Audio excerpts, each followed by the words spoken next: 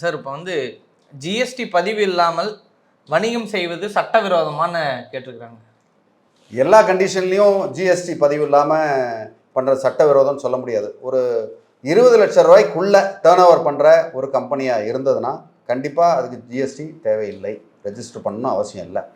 ஆனால் அதே 20 லட்சத்தில் நீங்கள் வந்து ஒரு இ-காமர்ஸோ இல்லை ஆன்லைன் பிளாட்ஃபார்ம்லேயோ இல்லை இன்டர்ஸ்டேட், ஒரு ஸ்டேட்டுக்கு இன்னொரு ஸ்டேட்டு நீங்கள் பண்ணிங்கன்னா கண்டிப்பாக ஜிஎஸ்டி அவசியம். அதுக்கு வந்து சிஜிஎஸ்டி ஆக்டின் கீழ், central goods and service tax act 2017 CGST act அப்படின்னு கீழ் செக்ஷன் 22 படி ஒருத்தருடைய வருட டர்ன் ஓவர் 20 லட்சத்துக்கு உள்ளே இருந்ததுன்னா தேவையில்லை. ஆனால் வேறு ஸ்டேட்டுக்கோ அந்த ஆன்லைன் பிளாட்ஃபார்ம் பண்ணால் கண்டிப்பாக தேவை. முதல்ல இது முக்கியமான விஷயம். அதுக்கப்புறம் நீங்கள் வந்து 20 லட்சத்துக்கு மேலே போய் நீங்கள் வந்து பதிவு பண்ணலை, நீங்கள் ஜிஎஸ்டியில் பதிவே பண்ணலை அப்படின்னா என்ன ஆகும் அப்படின்னு பார்த்தீங்கன்னா, செக்ஷன் 122 சிஜிஎஸ்டி ஆக்டின் படி 10,000 ரூபா அதுக்கு அதிகமாகவோ பெனால்ட்டி உடனே போட்டுருவாங்க. கூடவே வேறு சில சமாச்சாரங்கள் இருக்குது. அது மட்டும் இல்லாமல் செக்ஷன் 132 படி சில நேரங்களில் அது ஆஃபீஸரோட டிஸ்கிரிப்ஷனு, இன்டென்ஷனல் ஃப்ராட், வேணும்னே ஃப்ராடு பண்ணாங்க, அடிக்கடி தவறு பண்ணுறாங்க, ஹேபிச்சுவல் கிரிமினல் மாதிரி அவங்கள கன்சிடர் பண்ணி சிறை தண்டனை கூட கொடுக்கறதுக்கு உண்டான வாய்ப்பு இருக்குது. இதில் ஒரு சில பேர் அந்த காம்போசிஷனல் ஸ்கீமை வந்து தவறாக பயன்படுத்துனாங்க அப்படின்ற மாதிரி பெனால்ட்டி கூட வரும். ஸோ காம்போசிஷனல் ஸ்கீம் அப்படின்னா என்னென்னா, சின்ன பிஸ்னஸ், சின்ன வணிகர்கள் வந்து பார்த்திங்கன்னா அவங்களுக்கு வந்து லாபங்கள்லாம் ரொம்ப குறைச்சலாக இருக்கும். 1.5 கோடி வரைக்கும் டர்ன் ஓவர் இருந்தால் அது வந்து காம்போசிஷன் ஸ்கீமில் கம்மியான டேக்ஸ், ஒரே மாதிரி டேக்ஸ் ஒரு வரதுக்கு உண்டான வாய்ப்பு இருக்குது ஒரு சில கேட்டகரியில்.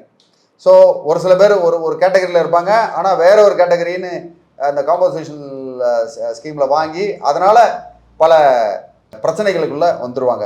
அது இவங்களே தனியாக செய்யலாம், தவறு செய்யலாம். அப்படின்னா அந்த டேக்ஸ் கன்சல்டன்ட் கூட இவங்களுக்கு வந்து பரவாயில்லைங்க பார்த்துக்கலாம் அப்படின்னு ஒரு சில நேரங்களில் சொல்கிறதுனால வரக்கூடிய பாதிப்புகள். ஒரு சில நேரங்களில் பார்த்தீங்கன்னா டேக்ஸ் கன்சல்டன்ட் சொல்லுவார், கெஞ்சுவார், ஐயா இப்படி பண்ணாதீங்க பிரச்சனை வரும் அப்படின்னு சொல்லுவாங்க. அந்த நேரத்தில் அதெல்லாம் நான் வந்தால் நான் பார்த்துக்கிறேங்க, அதிகாரியை நான் கவனிச்சுக்கிறேங்க அப்படின்னு சொல்லி மாற்ற ஆட்களும் நிறையா உண்டு. ஸோ இதில் வந்து ரொம்ப ரொம்ப கவனமாக இருக்கணும். ஸோ அந்த 20 லட்சத்துக்கு மேலே போனால் கண்டிப்பாக பதிவு செய்யணுன்றது மைண்டுக்குள்ளே வரணும்.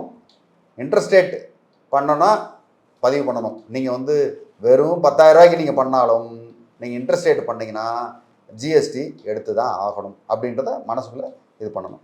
சப்போஸிங் நீங்கள் வந்து யாரோ ஒருத்தர் சட்டவிரோதமாக பண்ணுறாரு, ஜிஎஸ்டி இல்லாமல் இந்த மாதிரி செய்கிறாரு, என்ன செய்யணும்? கம்ப்ளைண்ட் கொடுக்கணுமா அப்படின்னு? இல்லை, அவர் பாட்டுக்கு படிச்சுட்டு போய்ட்டுமே கிடையாது, அதுவும் சட்டவிரோதம்.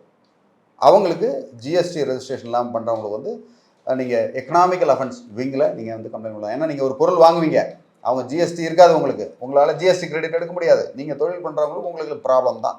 இதை மாதிரி ஒரு 4 பேர் இருந்தாங்கன்னா பிரச்சனை தான்.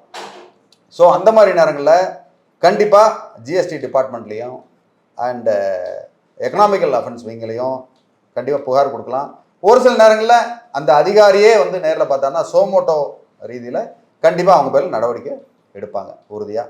ஸோ இப்போ ஜிஎஸ்டி எடுக்கணும்னா உங்களுக்கு என்னென்ன தேவை அப்படின்னு பார்த்தீங்கன்னா ரொம்ப பெருசாலாம் ஒன்றும் கிடையாதுங்க. ஜிஎஸ்டி ரெஜிஸ்ட்ரேஷனுக்கு PAN card, Aadhaar, bank account, address ப்ரூஃப்க்கு வந்து நீங்கள் ரெண்டல் அக்ரிமெண்ட்டாக இருக்கலாம், இல்லை உங்கள் இடத்தோட பத்திரமா இருக்கலாம், என்ன வேணால் இருக்கலாம்.